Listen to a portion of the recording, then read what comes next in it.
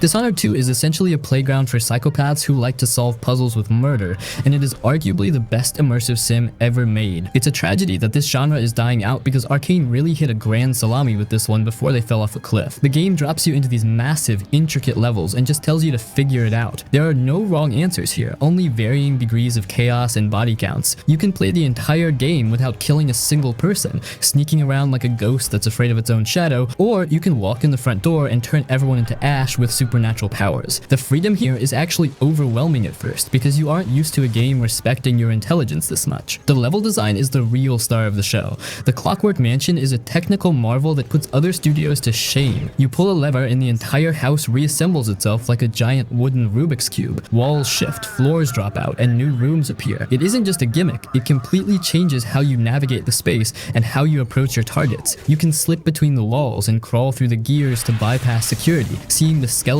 of the house while the guards are patrolling the fancy rooms. Then you have the level where you can travel back and forth in time instantly to solve puzzles and sneak past guards in two different eras simultaneously. It is mind-boggling how much effort went into making these spaces feel real and reactive.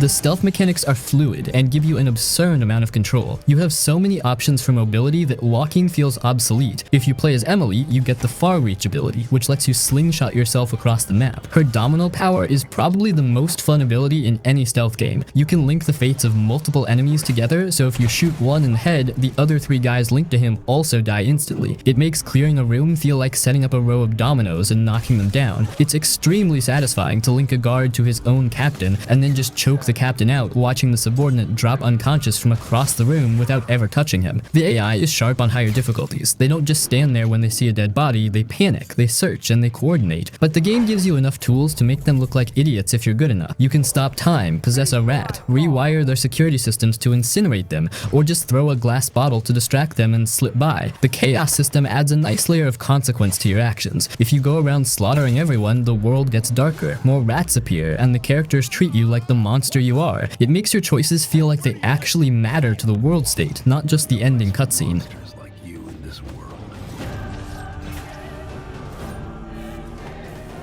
It isn't perfect though. The story is pretty standard revenge fodder, and the voice acting for the main characters can be a little wooden. At launch, the performance on PC was absolute hot garbage, stuttering more than a nervous teenager asking for a date. It's mostly fixed now, but it still has its moments of jank. However, none of that really matters when the gameplay loop is this strong. Dishonored 2 is a masterclass in design that rewards creativity and patience. It is one of those games you can replay 10 times and still find new routes or new ways to torment the guards. It is exceptional.